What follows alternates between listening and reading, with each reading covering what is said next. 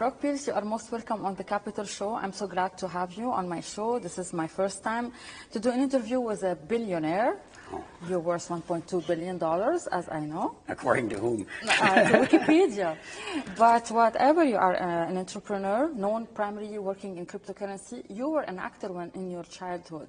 Can you tell us about the beginnings and how did you start your career as an actor? And you had a primary roles in many films, like The Mighty Dogs, First Kid. In a short... I'll give you well, first of all, I measure my success in life not by what I have, but by the impact I have on the world around me, the positive impact. And so I often use this quote, that a billionaire to me is not someone with $1 billion, but someone who's positively impacted the lives of 1 billion people. And so just a thought as we talk about that concept and how we measure our success. My childhood acting, yes. My first memory in life takes place on a set, making a commercial when I was 3.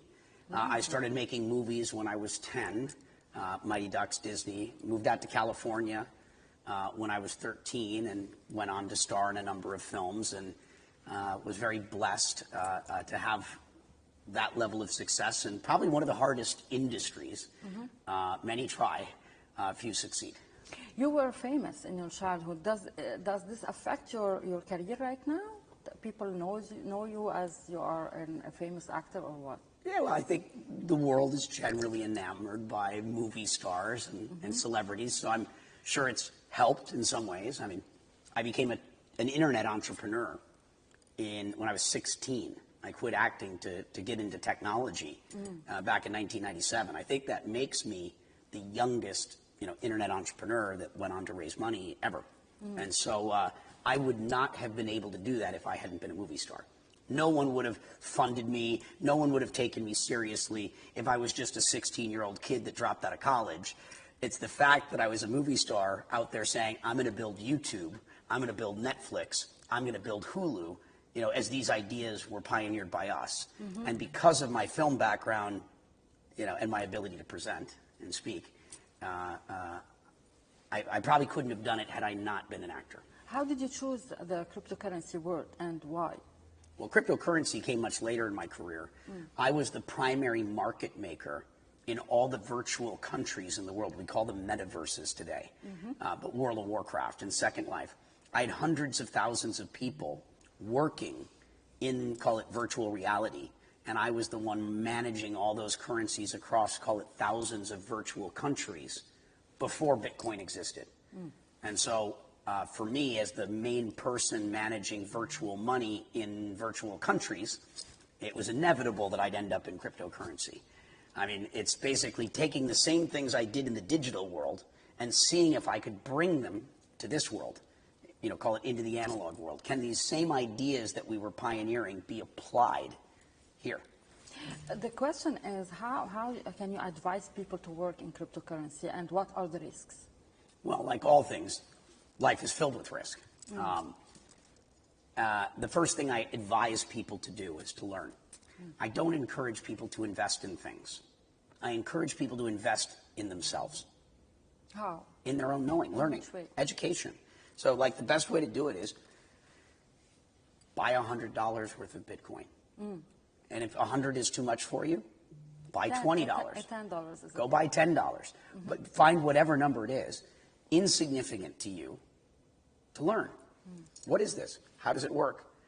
That one action is going to begin your process of learning. It will begin your journey in understanding what the future financial system and tools are likely going to be like. Imagine if someone went to you back in 1996 and say, you should check out this new thing called email. It's probably going to allow you to send messages more efficiently, cost effectively, and save a lot of time. Most people would be like, no, I'm good with stamps and envelopes and, typewriting. Or maybe fax was the brand. Fax, same thing.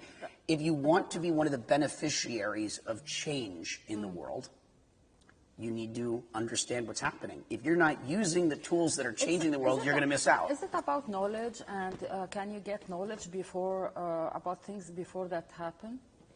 Can you say that? You have like knowledge or Yeah. information. Yeah. How do you get this information? How do you know the future? If you want to be a beneficiary of change, right, it starts with some knowledge.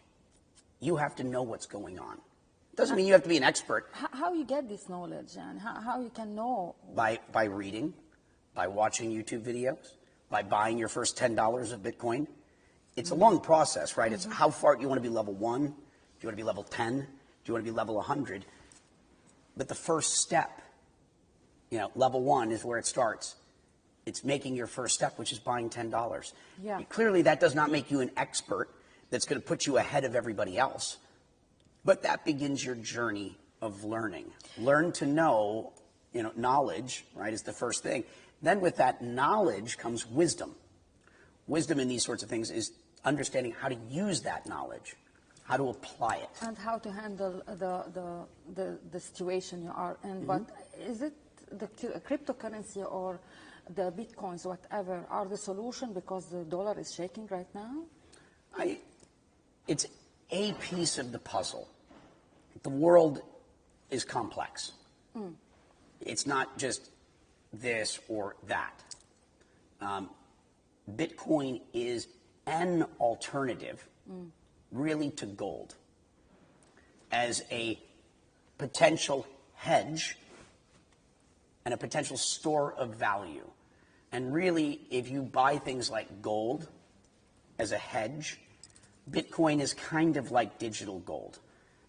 And I would advise most family offices to contemplate, an asset allocation of what might be 1% or 2% as a hedge.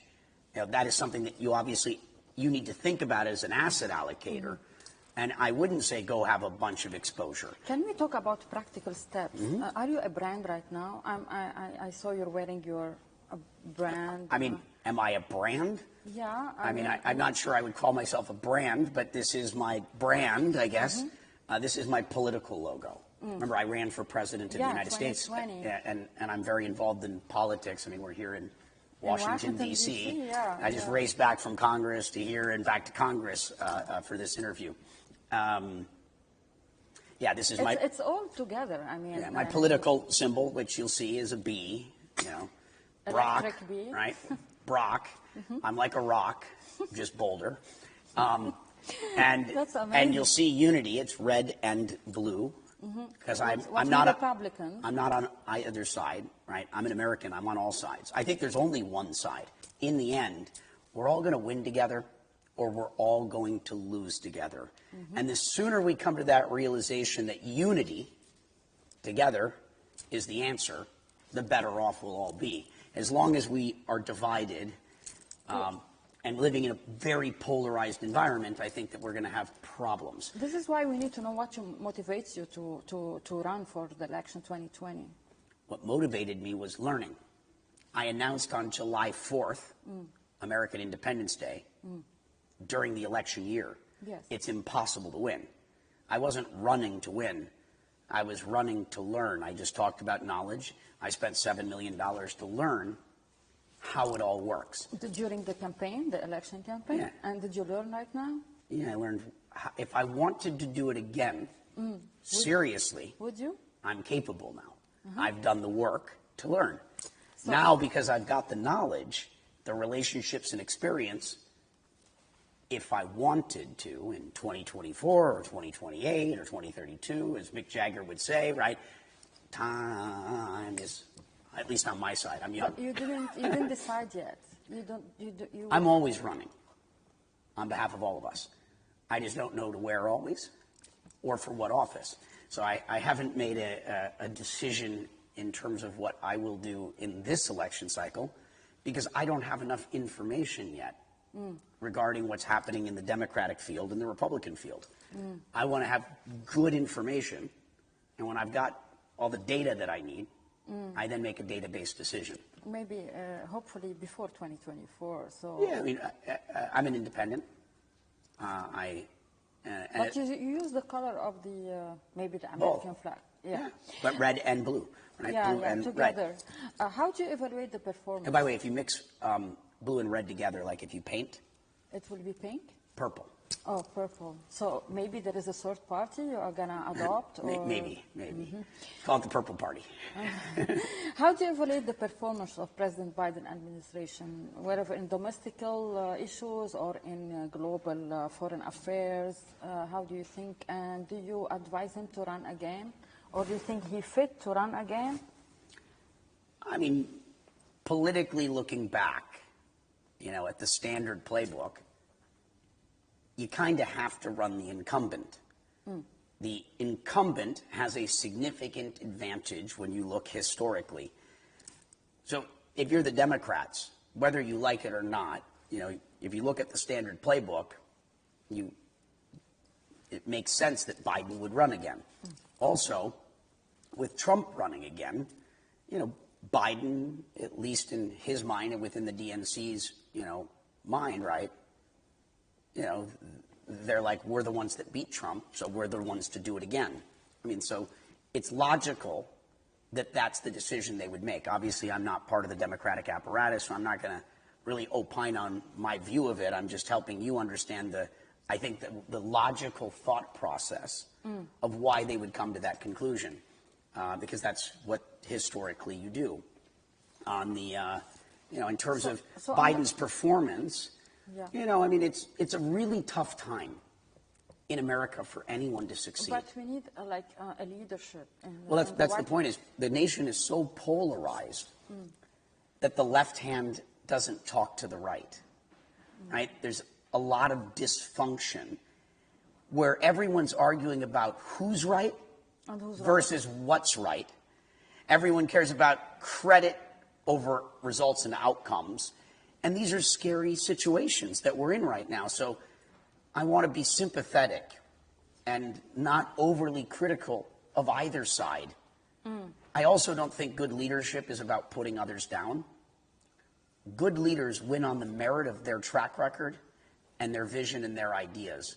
If you take a look back in history and you look at the world's greatest leaders, or even our nation's greatest leaders, they won by creating a story and a message and a vision that made you buy into it, something that inspired Don't you think that former President Trump made this vision? He wants America first, and he did a lot of great things. I mean, I would argue that Trump he has a chance to go back to the White House. Clearly, he's got a chance. I mean, if you take a look at would you vote for him? Well, I'm an independent, so I wouldn't comment on voting either Democrat or Republican. Certainly this early, it would be inappropriate of me to do that. I have a relationship with everyone. I talk to everyone on all sides, which is, I think, important. And I think that, Trump is probably in the last century, certainly of anyone alive, probably the best, sort of marketer. I mean, he's incredible. I mean, look at what Trump was able to do in his career. I mean, he's a household name, probably, up there with the Kennedys, and that wasn't through politics. Through his business career, he gave himself the name recognition to be able to be president of the United States. That's an incredible, accomplishment. Where are you from what Elon Musk achieved, and what do you think about him?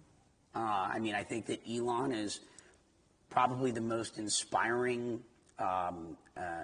futurist creator with what he's done with Tesla and what he's done with SpaceX and what he's done with Solar City and what he's now doing with Twitter, I think, and freedom of speech.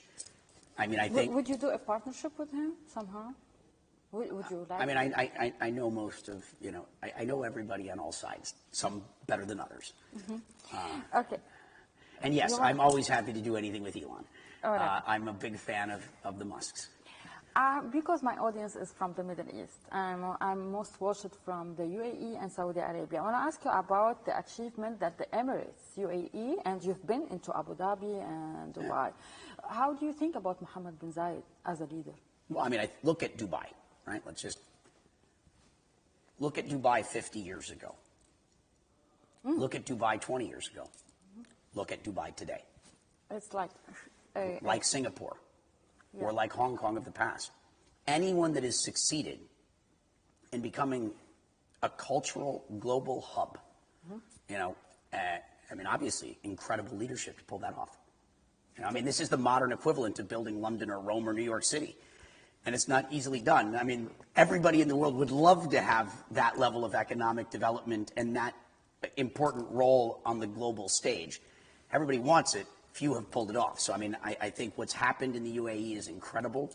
I think it's become, you know, such an important hub between Europe, Africa, Middle East, and Asia. And in cryptocurrency, the currencies, they are advanced. Yeah, they're really focused on the future, and they've done an amazing job of attracting the world's visionaries, futurists, right? You know, intellectual, social, financial, and creative capital. I mean, look at what Dubai has become in such a short period of time. Yeah. You know, my hats off. You know, well done. Okay.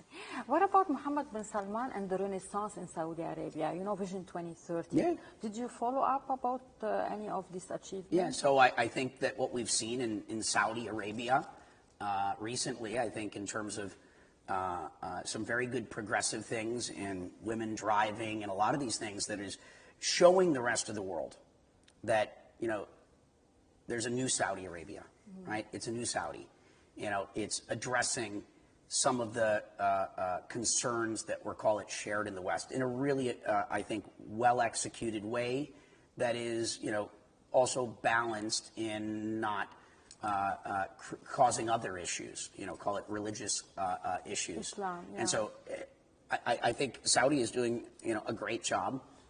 There was, you know, one, call it, misstep that, you know, created some short-term controversy, but I think an incredible recovery. And I think, again, with all the future sort of investment and trying to make Saudi an important role around tech and where the world's going and being a nation that leads the world around a lot of this stuff, I think they're also doing a fantastic job. I love what I'm seeing in both the UAE and what we're seeing in Saudi. Do you think that the Biden administration is losing in the Middle East and China is taking advantage from it? I think that, yeah. I think it's very concerning how the U.S.'s relationship with Saudi, which is so historically strong, and the fact that there's an issue there, and the fact that Saudi, despite our relationship, is aligning with China is a huge diplomatic challenge, and one that should have never happened, and a very important ally.